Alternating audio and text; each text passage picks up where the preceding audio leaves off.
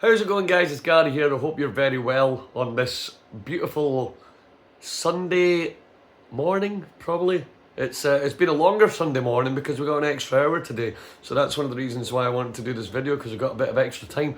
I'm just going to talk about my week, really. It's been a busy one. It's not necessarily been a tough one either. Even though we've been out nearly every night. I've basically done 1, 2, 3, 4, 5, 6.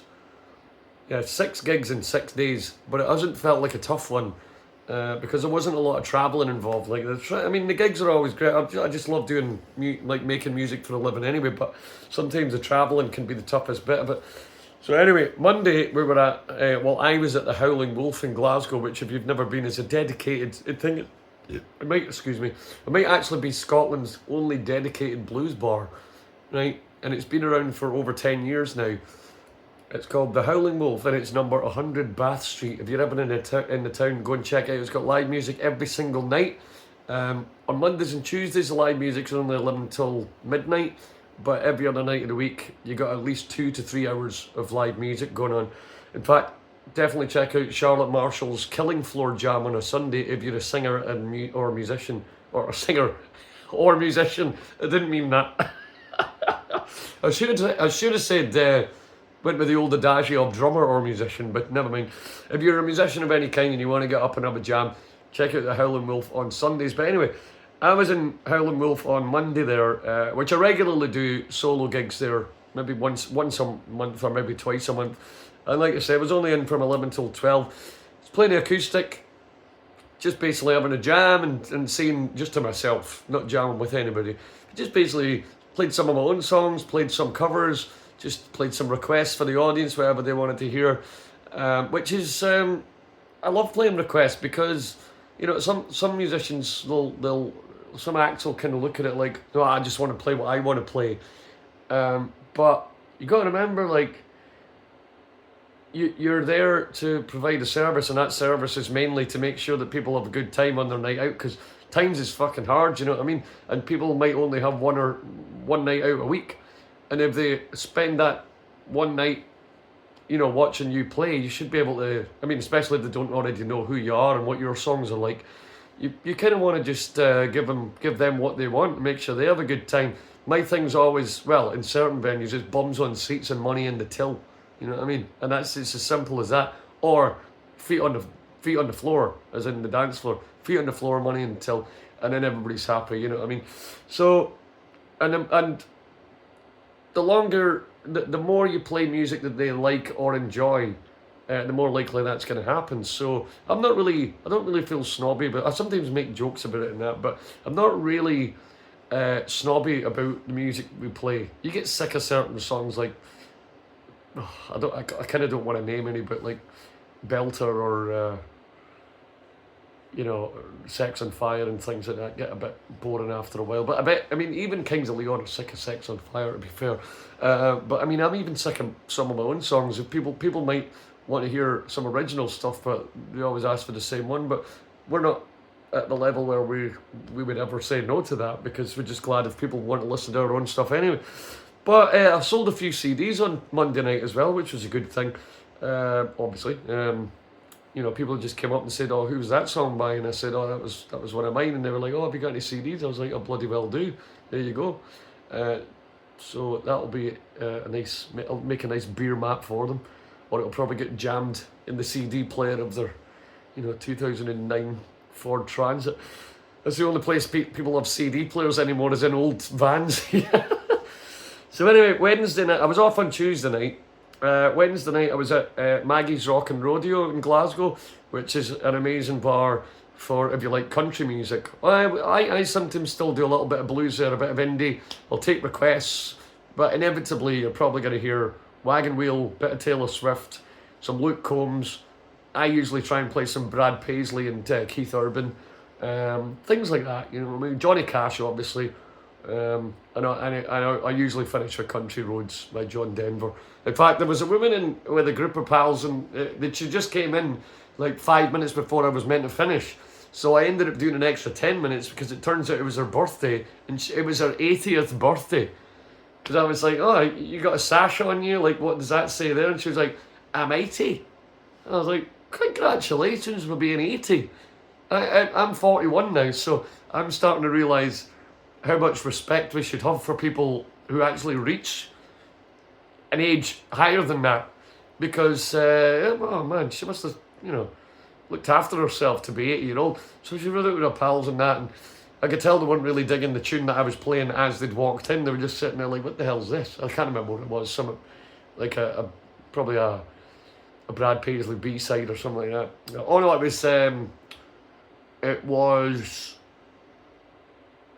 it was Better Than This by Brad Paisley. And I love that song, but as soon as they sat down in that, and I was like, all right, well, these guys are clearly on a night out trying to have a party. So I'll just kind of play a couple of tunes that they know. So I think I just finished with Ring of Fire by Johnny Cash and Country Roads by John Denver. And I sang Happy Birthday to Sylvia, whose birthday it was. So Sylvia, who was 80, if you're watching this, first of all, congratulations on figuring out how to use the internet. And secondly, happy birthday again, and I hope you had a great night. So later on Wednesday night, we played Stramash in Edinburgh, which I'll never understand what's going on with Stramash. It's like a bloody vortex of like everybody who's out in the east of Scotland after midnight on a Wednesday seems to just make their way to Stramash. It doesn't matter who's on. We're only on every other Wednesday. But from all the videos that I see of all my pals that play there on other nights and the alternative Wednesdays, it's just crazy every night. It's always busy.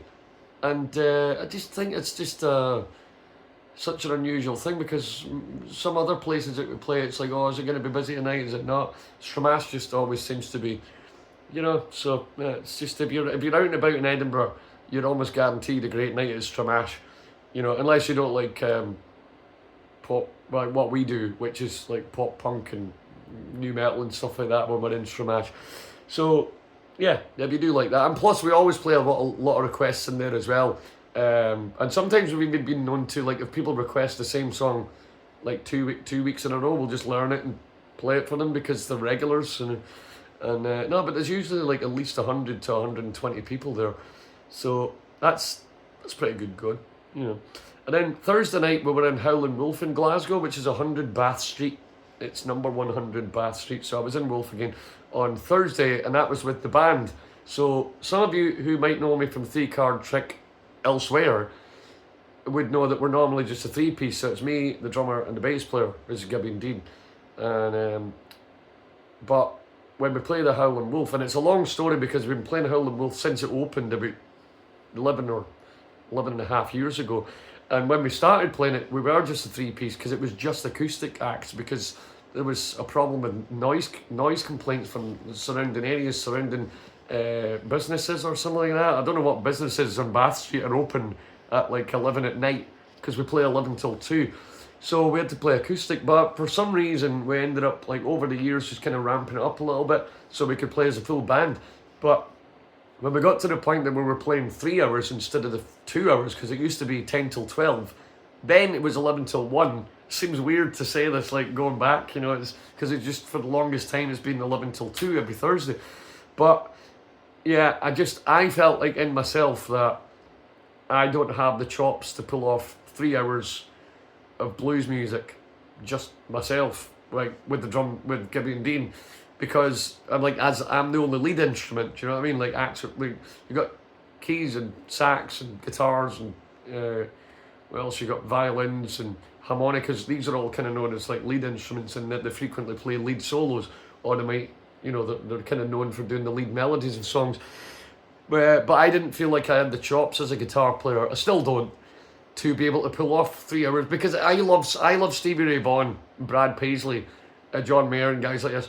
But even I can only stomach like an hour, or maybe an hour and a half of one of their shows, when I'm just like, as a three-piece, where I'm just like, it's kind of the same thing over and over. So what we ended up doing was, first of all, I invited our friend Gavin James McCrory, to join us on lead guitar, because he's kind of in the grand scheme of guitar players, he's quite similar to what we do, but with regards to me and him, in that, between those parameters, he's quite different, because he's quite jazzy. He knows a lot more chords and a little bit more complex scales than I do. So he flavours it. But it's weird because we both play strats through the same amp, but he still manages to sound completely different to what I do. And most people who come and see us, most guitar players would say that Gav's, you know, better than me, or more accomplished guitar player. But, you know, each to their own. You know, I tend to be better at the like, I'll start the songs and I'm better at doing the actual, like, original riffs or solos, whereas Gab's better at, like, improvising and chucking in different flavours and things like that. So we've all got our strengths. So the fifth member of the band, well, the fifth person to join the band for the Howlin' Wolf gigs on Thursdays was Archie McEwen, who's an absolutely, he's just a phenomenal keyboardist. I think sometimes I want to describe Archie as an organist, and don't insert your own jokes here because we're not toddlers. Although if a toddler knows about organs, there's a problem. That's probably your problem. But Archie is one of the best organists / keyboardists / pianists that I've ever met. You know, but the guy's been doing it a while. Let's put it that way. And he's been in a lot of bands, done a lot of touring, and he still plays in loads of bands. He's in like 4 or 5 bands, travel about. And but that's just because he can fit. Like, all you got to do is tell him what key we're in. He doesn't even need to know the riffs or anything out of the chord sequences. You just go, right, Archie, we're in key of C, or we're in A, or we're in G minor, and he'll just come up with something beautiful. And I genuinely think that the band in that venue went from strength to strength after Archie joined, because he was just so capable of. You know, he's, first of all, he's quite a. He just looks like a rock star. You know, he's got his pork pie hat, his long hair, and he's got his leather jacket, and he's always got something funny sitting on his keyboard. Sometimes it's like wind up chattering teeth, and sometimes it's like just a disembodied plastic hand. The guy's insane, man. But yeah, so that was when Archie joined, and he's for all intents and purposes, he's probably the most interesting person to watch while we're playing on stage. You get anytime somebody's coming up to the stage with a camera or a phone, they're just like, "This is my wallet," but they're like, I sometimes like think they're coming up to me, and then they'll just at the last second go down to Archie, and I'm like, "Oh fuck, thank God for that." So anyway, Friday night we were playing at Slouch in Glasgow, which was 9 till 11, and yeah, Slouch is great, man, because we can basically play anything we want in there. In fact, the MO from the manager was play what you want, just no blues, because they are the sister bar of Howlin' Wolf. A lot of people don't know that unless you recognise the graphics on the menus and stuff. But yeah, Howlin' Wolf and Slouch are kind of related through management. So Howlin' Wolf, they deal with the blues and the funky stuff and you know, soul. But when you go down to Slouch, most of the bands there are playing like classic rock, pop, in our case pop punk, some Brit pop. You might get some people playing Jimi Hendrix and stuff like that, or Led Zeppelin, but it's, you know, it's basically like on the rockier side of things. And Slouch does music every Friday and Saturday night. They might do it on a Sunday as well, actually. I can't remember, but they don't do the weekday thing anymore. But no, it's always great in there because we just basically, because we played the Wolf on a Thursday, so we get to do like everything, like the rock stuff that we didn't get to do at the Wolf Slouch. And not only that, but because it's kind of a smaller, it's about the same size as Wolf, I suppose, but it's a lot smaller than Stramash, so you can have a bit more of a chat with the audience if they're into it. Sometimes they just turn around and go, "Fucking shut up and just play the tunes, mate," you know what I mean? And I'm like, alright, fine. But and that's usually my fault, by the way, because I'll talk too much. But by and large, we usually have a great time in Slouch, and it's a big variety of clientele, let's say. So they you could have somebody requesting, you know, Oasis on one side of the room, and then on the other side of the room you got somebody asking for Limp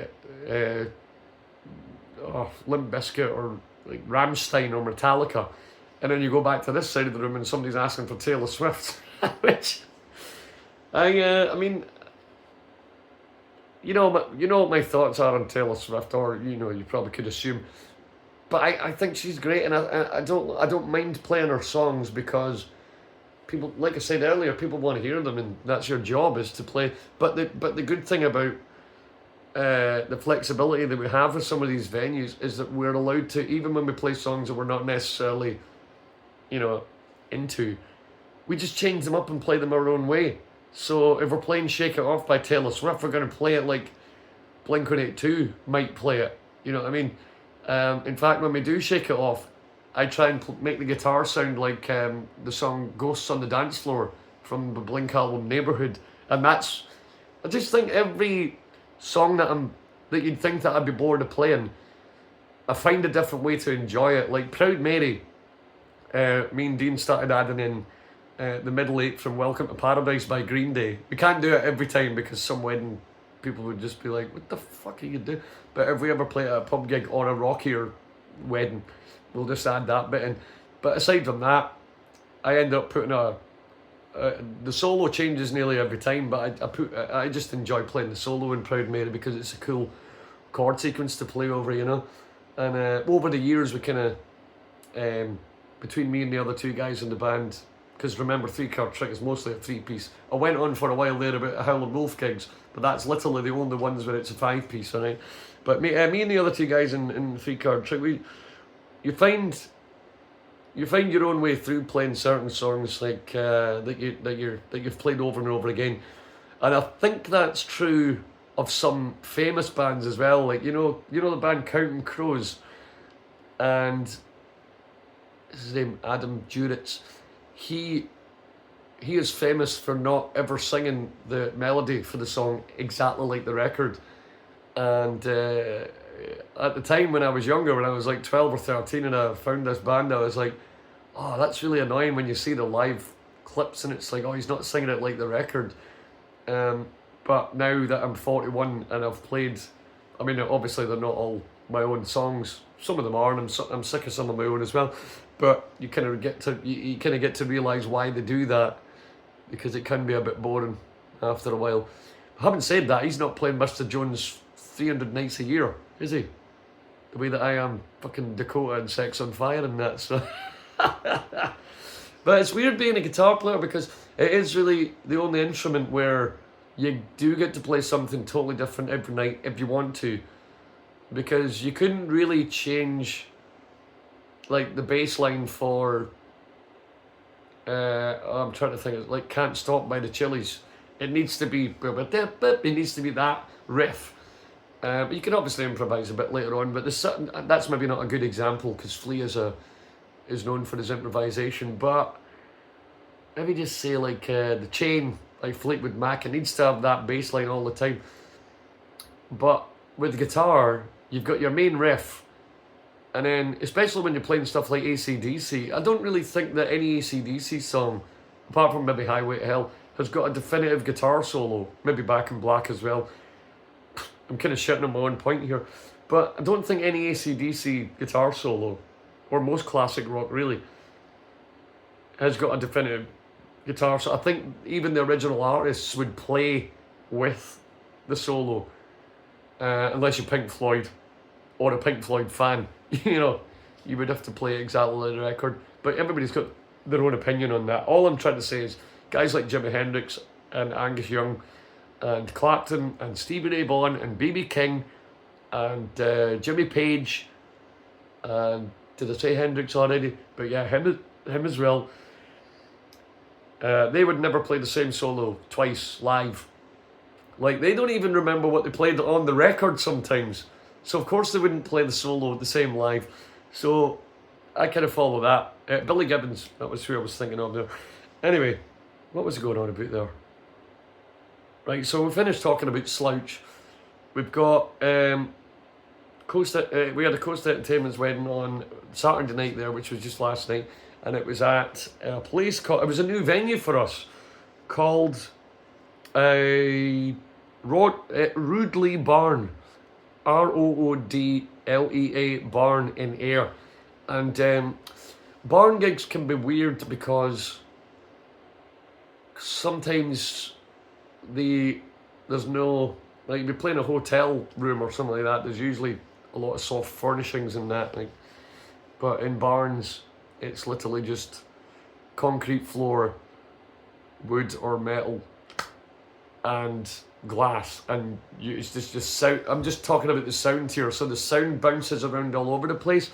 It's like it's quite hard to get the right sound. But on this particular occasion, Roodley Barn had curtains down the sides of the dance floor, and that really helped with the sound. We could have done with the curtain behind the drum kit because it was just a glass window there, so everything was a bit tinny from behind. But I don't think that came out too bad out the front. And everybody was dancing, everybody was requesting cool music that we wanted to hear. Speaking of which, well, the first dance was Never Tear Us Apart by NXS, as you know. By the way, Bonnie Raitt did a bloody amazing version of an NXS song called Need You Tonight. So check that one out. Bonnie Raitt being a phenomenal guitar player from Texas, I think.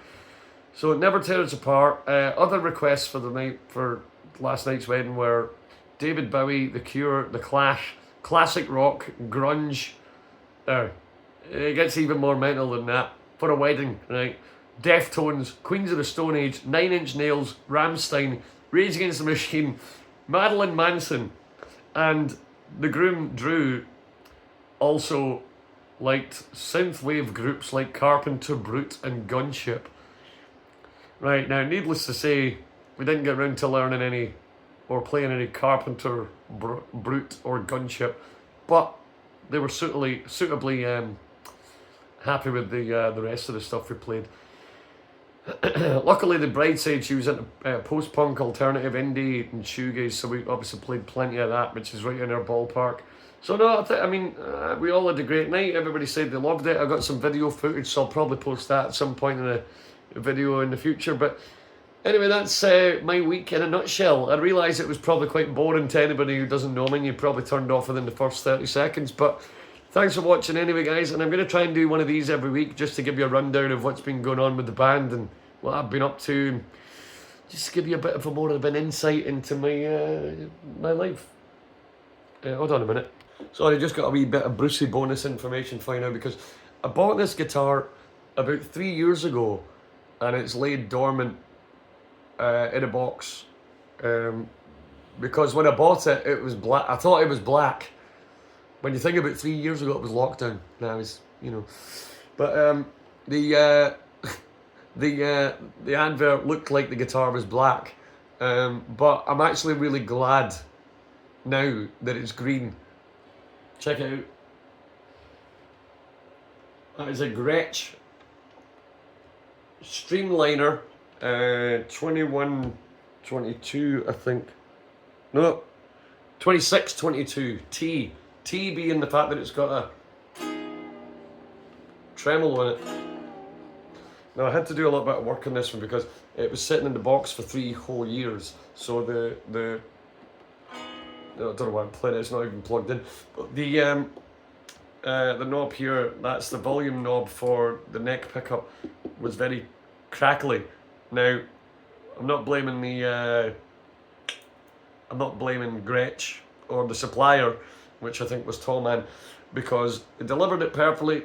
I tried it the day that I got it, and I was like, that's cool as fuck, yeah, but I wasn't expecting it to be green. I thought it was going to be black. So I just put it back in the box, put it under the stairs, and it's been sitting there for 3 years. And took it out the other day because of my newfound, I've been getting back into people like Soundgarden and Chris Cornell, and he played a Gibson that was very similar to this. So I got it out of the cupboard, and I took the pot off, started cleaning it up by using a bit of switch cleaner inside. So there you go, it's a Gretsch 2622, and if you come down to the gigs, that venues that I mentioned, you might see me playing one of these, or you might see me playing this. I don't know what's gonna. I know it's gonna sound great because I've tried it in the house, but I think you never know what a guitar sounds like really until you get it cranked to gig volumes, because in the house, you're not getting to get the juice out of the amp. I'm talking as a valve amp player primarily, and you don't really know what the pickups are doing to the speaker until you allow the speaker to actually move the air. You know, I mean, you could easily put it into a Helix and get your sounds out of it that way, but I tend not to do that. I try to use the amp as much as possible. Having said that, I have put it through my DI presets on my little GT1 and in the GT100 modelling pedal, and it sounds clear as a bell and plenty of sustain. I might have to restring it because these are the stock strings that came with it. They looked like Diodarios at first because they're coloured ball ends, but I don't think they are. I don't know what company they are. I think maybe Roto Sound does. They don't look like Roto Sounds either. But anyway, I'll change the strings to what I use, which is Elixir NanoWeb 10s, and I'll chuck them on. We'll start putting it out at gigs, and we'll see what you guys like it. But it's one of them guitars that, because it's pristine, I mean, it was only 500 quid, but because it's in pristine condition, I really don't want to play it at small, sweaty, you know, busy bars where it could just get to the point where somebody's, because it happens all the fucking time, somebody will get pissed and fall on the mic stand, and the mic stand falls into me, and then I fall on the amp, and then the fucking rest of the whole thing, and then before you know it, there's 3 dings on the guitar, taking the value down. But like I say, it was only like 500 quid, so, but that's the other thing, I don't know if I'm going to keep it yet, so I might just play it at a few, I'll play it like Stramash, and I'll play it at like Box, and place where there's a stage and it's safe, and the only person who can fuck it up is me. And I'm not going to do that with something like that. So anyway, yeah, thanks for checking us out, guys. I'll be back on this time next week doing another video blog, running through what I've done this time next week. What I have got on this week is, oh wait a minute, that can't be right. Oh yeah, sorry, I thought the diary said that we were off Friday, Saturday, Sunday, but that's because it goes to the next month. Whoops. Not the same way that it does on my phone. So what I've got on this week is Wednesday, I'm off. Well, I'm actually going to see a band called Ichiku Park this afternoon, Sunday afternoon at McSorley's in Glasgow at 3 o'clock. That's my pal George, who will be depping for us soon, and does quite frequently dep for us on bass. So he's playing at McSorley's at 3, and then I'm going to see Sum 41. Yes, on their final, apparently final tour. We'll see if they do an Elton John and do about 6 farewell tours, you know what I mean? So they're at the Hydro in Glasgow tonight, so I'll definitely be going to see them. I got a last minute ticket for 70 quid in the pit, so looking forward to that. A lot of people I know are going. I didn't really keep up with them much after the second album or third album, so if they play a lot of later stuff, I might just be like, oh. I mean, it's all great, but I just don't know it, you know. Well, is it great? Because I don't know it, but you know, my mates are big fans, so they assure me that it'll be an amazing gig. Anyway, I'm off on Monday and Tuesday. I'll probably do some new videos and streaming and stuff like that. Wednesday, I'm at Maggie May's. Sorry, I keep calling it Maggie May. It's Maggie's Rockin' Rodeo in Glasgow in the Trongate at what time? 6 o'clock. Followed by the band at Box on Sauchiehall Street from midnight. Well, no, sorry, from 11 p.m. Then Thursday night, I'm at the Wolf with the band, the 5-piece version of the band. And then, yeah, got a busy week. So if you want to come and see us this week, there's where to get us. And this time next week, I'll be back on for some Sunday night rundown. Sunday rundown. Can we make a little Sunday runday? Sundown rundown. We'll make something up for that. We'll call it something. Catch us later.